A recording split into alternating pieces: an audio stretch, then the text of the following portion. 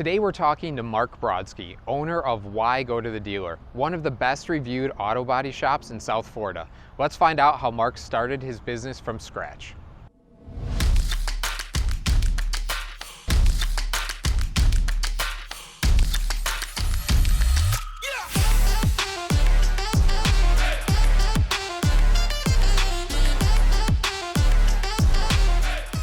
Just be honest with your customers. Honesty is the key.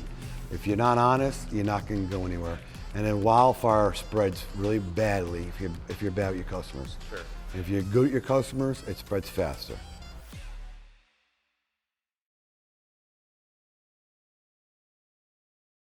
So when did you first get interested in cars and auto repair? When I was in high school, I was flipping cars. And so you were inspired to do that, and then did you go directly into Why Go to the Dealer, or was there an in-between period of learning to start a business? And in high school, they said I wasn't smart enough to go to college.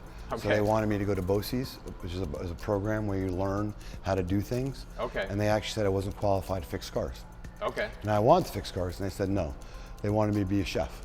Oh, interesting. So then I went to college, became a cop, didn't want to be a police officer anymore, and then I put myself into school to learn how to fix cars. Okay. So I graduated, and that's how I got into this field, basically. And was Why Go to the Dealer the first iteration of running a business by yourself, or did you try something else before you started this business? I was learning to be a police officer, didn't like it. Sure. Then I went and I was running restaurants for a little bit, and one of my friends fixed my car. Okay. And I asked him, how much money did you make on me? He told me $100 in an hour. All right. Less than an hour. I'm like, wow, that's interesting. So I put myself to school, and then I worked for people in this industry. Once I learned the industry of how things worked, and one of my bosses took me underneath his wing and showed me how to run a business. Nice. So then I moved to Florida, and I worked for some people, and then I eventually opened up my own store. Once you opened up your own location, what were some of the challenges that you faced early on as starting your own business, or starting your own business specifically in auto repair? Well, I bought a pre-existing business, and it was called Eddie's Auto Repair. Okay. And then we changed it to Why Go to the Dealer, all right? And the hard part was his customers sucked. They didn't want to pay. Okay. It was like, can I buy a hamburger today and pay you on Tuesday? Right. And I didn't like that, so I got rid of all his customers. Okay. And I started up fresh, but I had a phone book of my own because I did side work when I worked at the dealership. Oh, sure. So I called all my customers up, let them know, no more side work, you can come bring them in. Okay. And it just spread like wildfire, believe it or not. Okay. It just spread like wildfire. People called me up left and right. And back then, we didn't have Yelp or Google when I opened my doors. Sure. It was all word of mouth. What do you see from customers that come in here, and are some misconceptions that they have about getting their car repaired? Well, I guess like this customer over here. Can we pause, mate? Yeah. Hang on, Yeah. Hey, what can I do for you?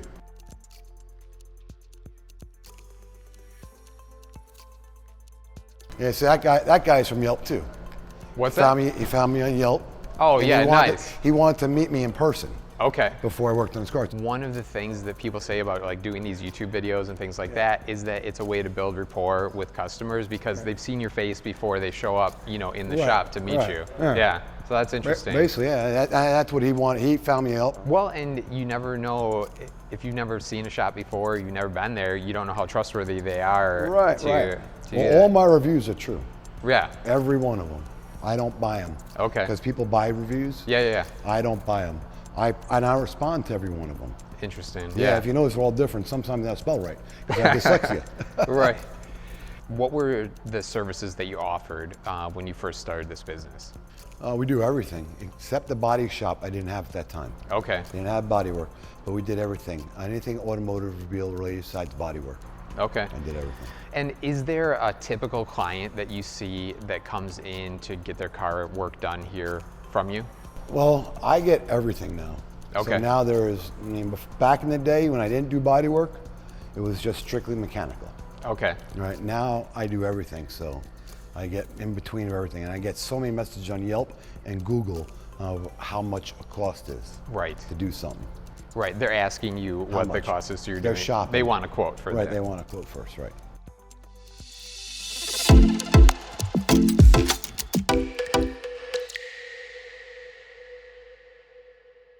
So it's interesting because one of the reasons, or how we found you, was through your Yelp reviews online, and you have an incredible amount of positive reviews, maybe more than all of their shops combined. What is the reason why you have so many positive reviews? I listen to the customers. Okay. I don't try to sell them things they don't need. Have you ever had negative, someone that has a negative experience? Yes, yeah, I have, definitely. And I had this one customer called me up on the phone. Her air conditioning's not working, and the mechanic that she goes to can't figure it out. Okay. Want to know how much I charge for diagnosis. Sure. I said 125. That's what my labor rate was back then. And she comes in. We spent an hour and a half on it.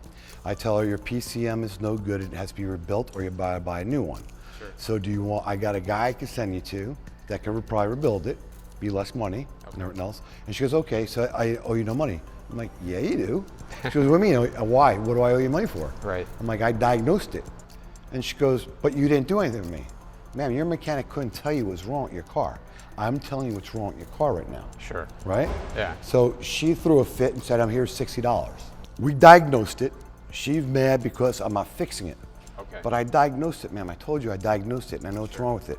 And she threw $60 on the counter, had another customer sitting in the waiting room, and she hears us arguing back and forth, and she says, Mark's fixed my car 3 times already.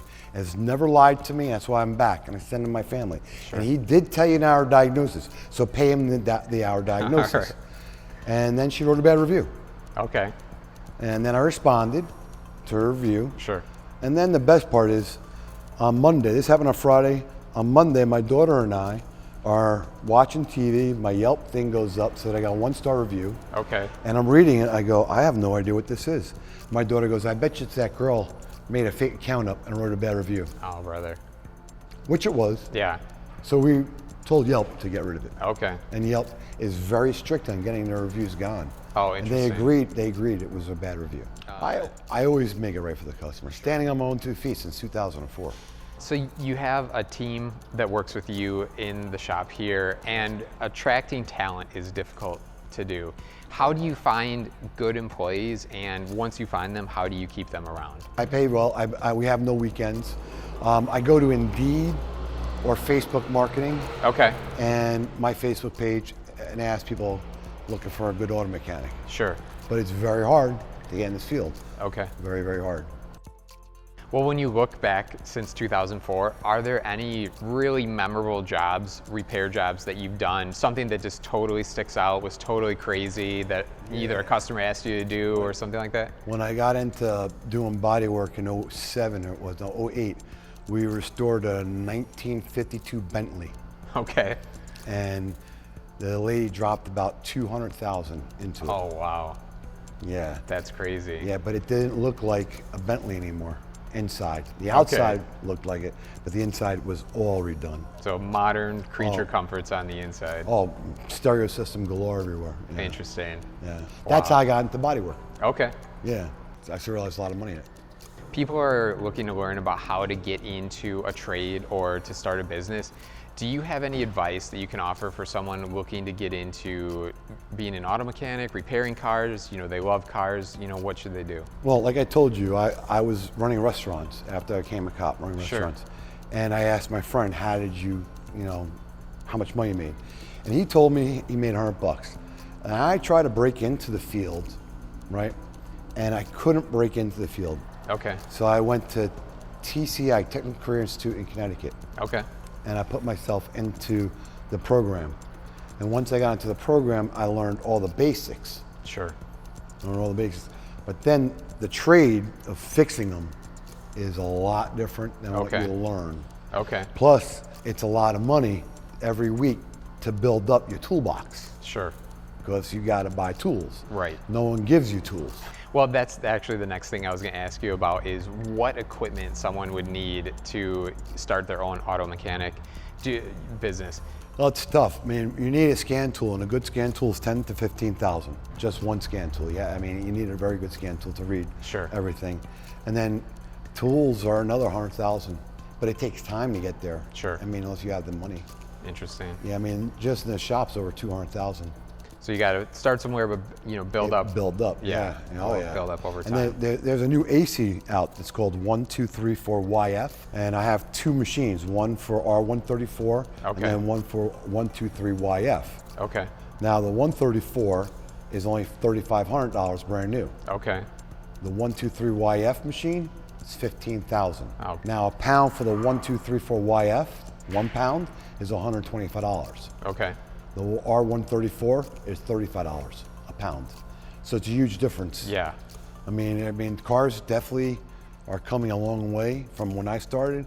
So as those things have changed, have you found yourself just learning on the job, or have you sought out like different continuing education to learn how to do those things? No, I go to both. I learn on a job and continue education all the Okay. time. We do a lot of online courses now. Since the COVID came, Sure. because now COVID changed everything. We don't go away anymore. Now everything's due through Zoom. Okay. So you sign up online and you do a Zoom. Right. And you pay. Are you looking to start a new business or to grow an existing business? If so, check out the Heavy Ape course, which shows contractors and tradesmen how to grow a business that generates millions of dollars per year. We'll put a link in the description below. Well, is there any other advice that you can offer someone about starting, an auto repair business? Well, competition's good, so it's okay to start a business. I don't mind that. Just be honest with your customers. Honesty is the key. If you're not honest, you're not going to go anywhere. And then wildfire spreads really badly if you're bad with your customers. Sure. If you're good at your customers, it spreads faster. Nice. I mean, 2004, I've been on my own 2 feet, and I'm still surviving after 2 bad economies. Off of word of mouth. All from word of mouth. Yeah. Yeah, and I don't advertise. I do no advertisement whatsoever. It's a testament. Your reviews are a testament to the work that you guys do in here. So one of the other questions we had is, when you see other people trying to start their own body shop or auto repair shop, what are some common mistakes that you see them making? I don't see anybody opening a shop. Okay. I wouldn't know. I don't know I mean, I made mistakes when I first got in the business. Sure.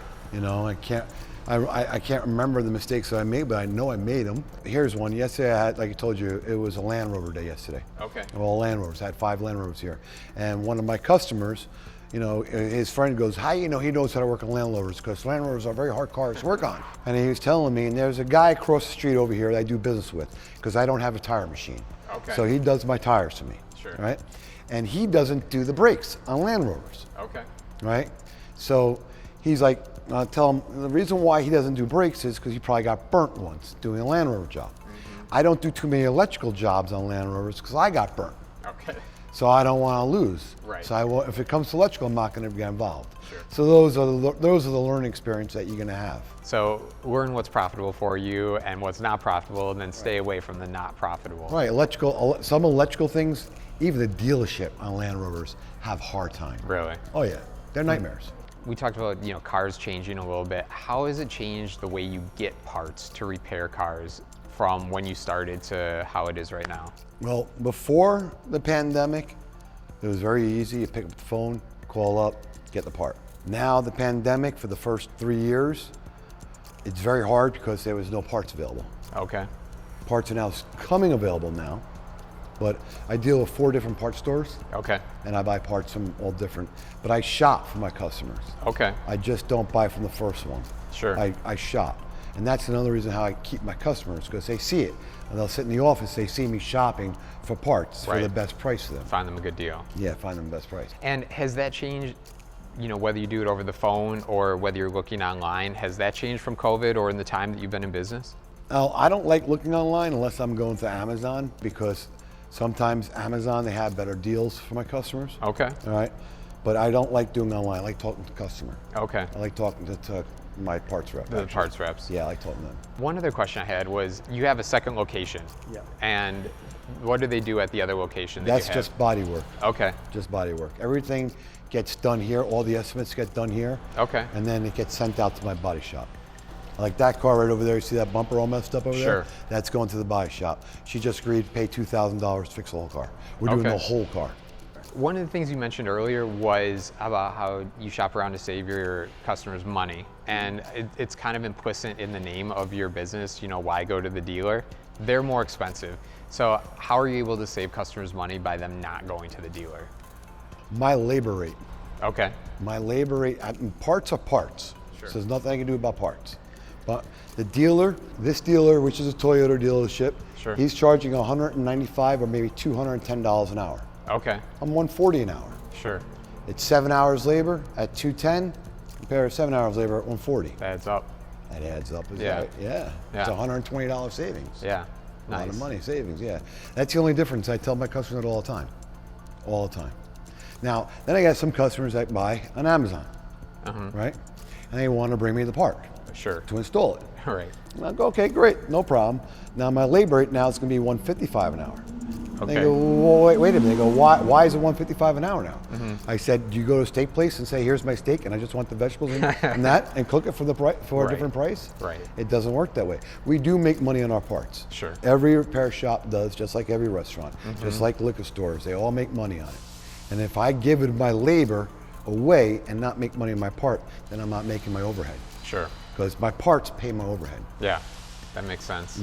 That's how the business works. Right. Well, Mark, I appreciate your time. Thank you for talking with us, and you shared a lot of great information to our viewers. Thank you for the interview. Appreciate it.